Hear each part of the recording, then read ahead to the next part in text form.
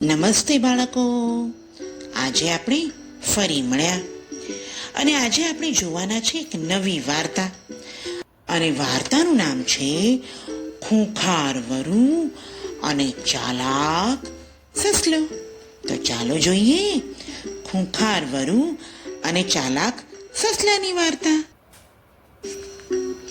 એક ચીકુ અને મીકુ નામના બે સસલા હતા. જંગલમાં ફરતા અને આનંદથી જીવન જીવતા.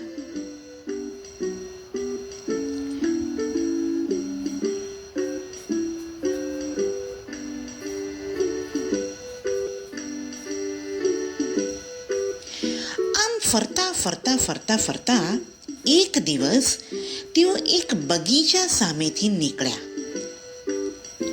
જેમાં ઘણા બધા ફળના વૃક્ષ હતા.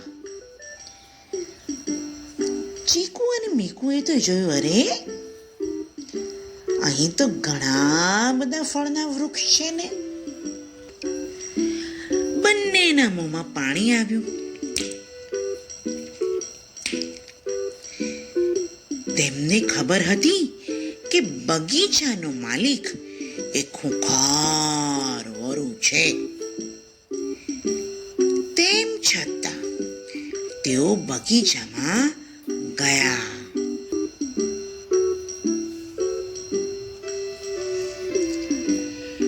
મીકુએ ચીકુને કહ્યું કે જો વરુને ખબર પડી ગઈ તો જીવ બચાવવાનો મુશ્કેલ થઈ પડશે.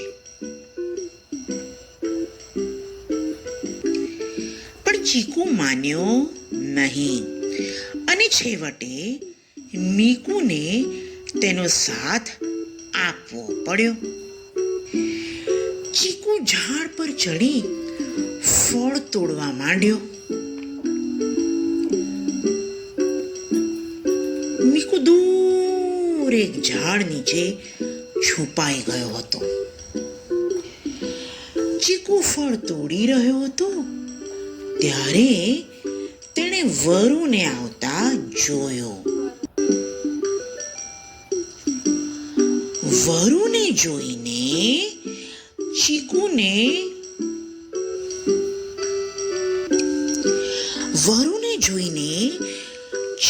નીચે કૂદ્યો અને હાથમાં ફળ લઈ એક પીપમાં છુપાઈ ગયો.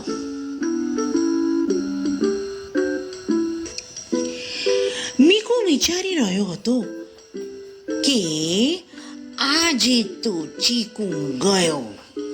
એટલામાં ચીકુ ફળને પીપળામાં મૂકીને બહાર આવ્યો અને ચૂપચાપ ઊભો રહ્યો.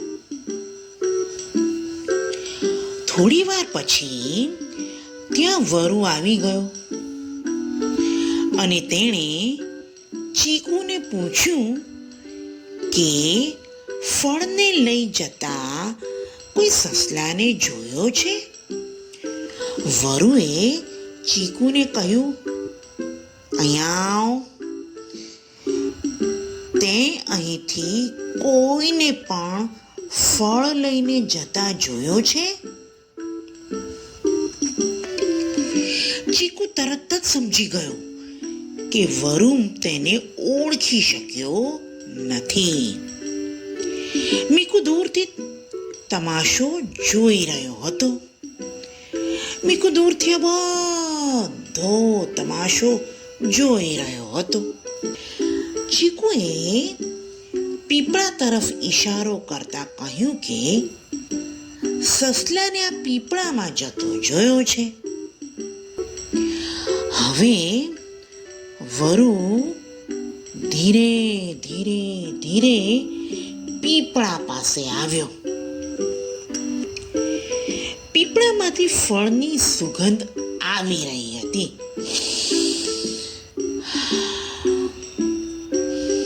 વરુને થયું,